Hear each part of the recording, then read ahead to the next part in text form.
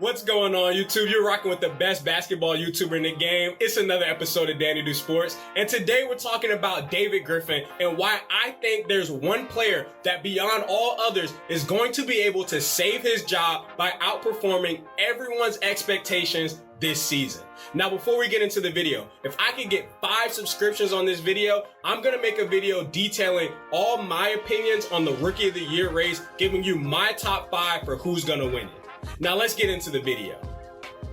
Now we know that this offseason, David Griffin was really making moves that might have distanced him from his superstar, Zion Williamson, a guy who I think is the best draft pick to go to New Orleans, not even since AD or Chris Paul, I think ever. The guy has outstanding potential as a scorer, and he's an absolute physical specimen that we've never seen before in the NBA.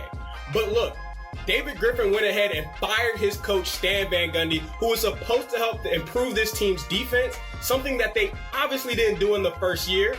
And this is going to lead to a situation where with new coach Willie Green, Zion is on his 3rd coach in 3 seasons. That's not really stable. Another thing they did was they moved on from Lonzo Ball, somebody who I believe Zion Williamson was not only close with, as you can see in this interview, and all they did to replace him was bring in Devontae Graham, a much smaller and more defensively liable player, which seems kind of confusing. Another thing that they did, they moved on from Steven Adams and Eric Bledsoe to bring back Jonas Valanciunas, and in order to do that, they had to move off of their 10th pick and trade down to 17.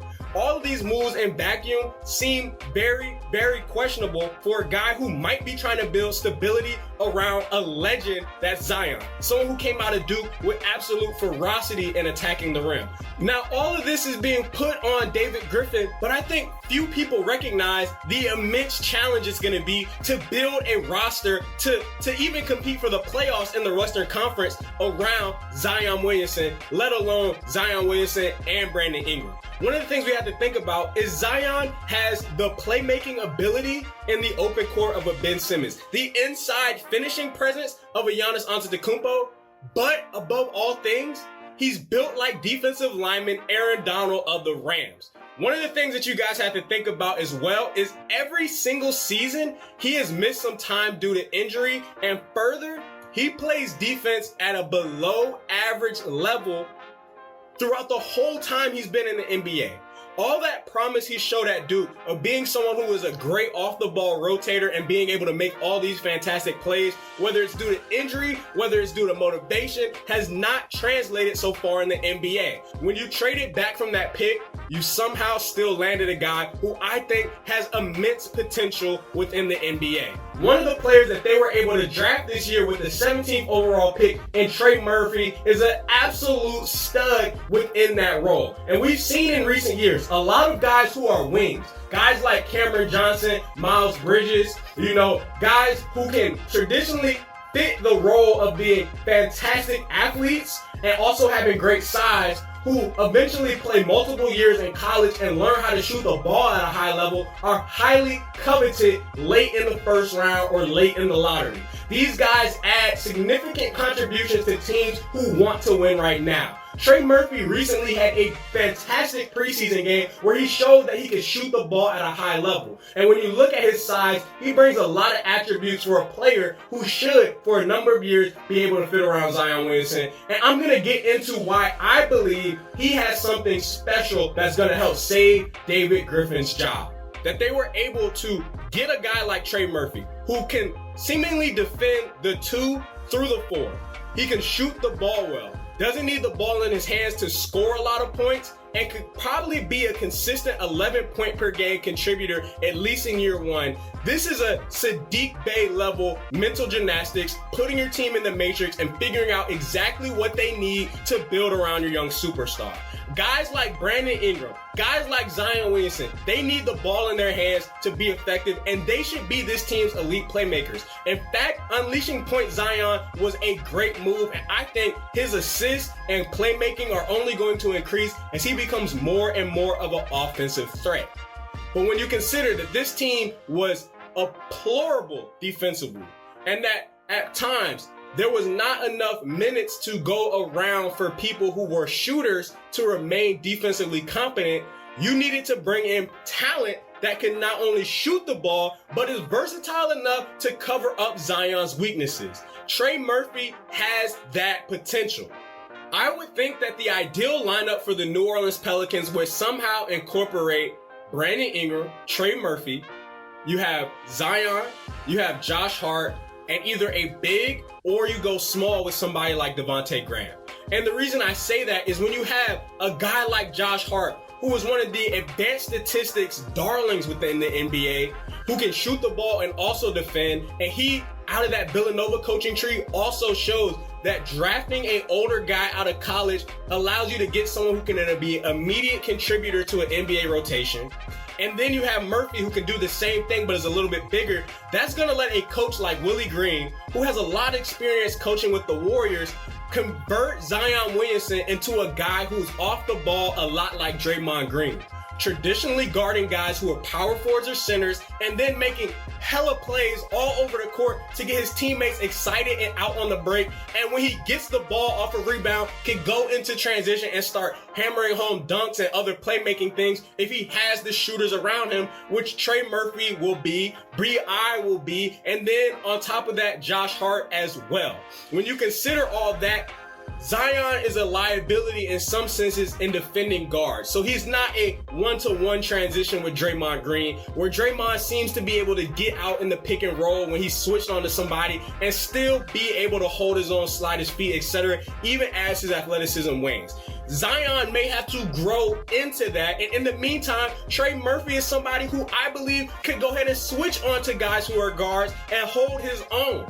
He's somebody that's going to be able to cover up Zion's Williamson's defense's lack right now. He's also going to be able to shoot and space the floor for a guy like Zion. Entering him at the 4 in any lineup for Zion, especially if Zion's at the 5, seems lethal to me, and they haven't even played a game yet. When you consider all of that, it's unlikely that Trey Murphy can fail in this NBA environment with all the skills he developed. I mean, at UVA, you're going under Coach Tony Bennett, and he absolutely drills on the ball man defense, and he considers his guys well-versed to transition to the NBA to do things like be able to rotate and read what an offense is doing. Think of guys like DeAndre Hunter and Malcolm Brogdon, two guys who are absolute stars in their role, shoot the three ball well, and they average more than 15 points per game very early on in their careers. When you think about how they were able to, for Brogdon, leverage his skills to help Milwaukee become a 1 seed in the East at one point,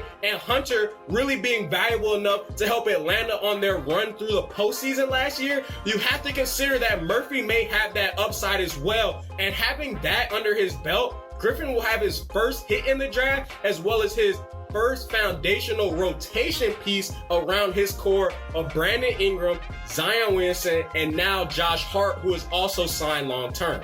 Now, David Griffin and this Pelicans roster may end up coming up short of the playoffs again this season, and that doesn't mean he should be on the hot seat. In fact, when you consider Zion is in line for an extension and having B.I. locked up for a long time, they're going to have two all-star level players underneath their contractual control for a little while longer. When you think about the other reasons they're possibly going to be bad, the fact that this team historically has been bad defensively, there's still not that high level injection of shooting yet, and they're going to be under a first-year coach who's transitioning to building relationships with players that maybe Stan Van Gundy did not have last year. There's a lot of things that can get lost in the sauce. Do we still expect Zion to be great? Yes. Do we still expect B.I. to be great? Yes. If they can get Trey Murphy to hit, that's great, but they can also flip around next year and do the exact same thing again. Just think about the fact that the Suns went on a playoff run this season primarily based on the fact that not only did they have a big three in Chris Paul, DeAndre Ayton, and Devin Booker, they were very deep at the wing position with guys like Dario Saric, but also some of their recent first-round picks in Cam Johnson and McCall Bridges. If the Pelicans can really build upon that model and Trey Murphy hits and then they get another guy next year and you have Josh Hart, now you have all these versatile pieces around Zion that you could use potentially even with all the picks that you have from guys like the Lakers and the Bucks to make other trades to bring in a surefire third superstar. If more interest could be developed around the Pelicans as they develop defensively, this team is going to be looked at as the next team on the ascension in the Western Conference. And maybe one season they'll go from outside of the playoff picture or competing for the play-in all the way to the top of the Western Conference standings, just like we saw the Suns do. The Western Conference at the end of the day is very tough. You got to hit on your picks, and hitting on Trey Murphy would be huge. We'd also like to see some of those other guys I mentioned finally develop and blossom into long-term pieces that will get rookie extension deals. But let's not even say that's a certainty. Trey Murphy III will be enough if he can show some versatile all-NBA defense level ability to be someone who saves David Griffin's job this year. As always, let me know what you guys think down below. This has been another episode of Danny Do Sports. And who do you see being most impactful on the Pelicans roster this year?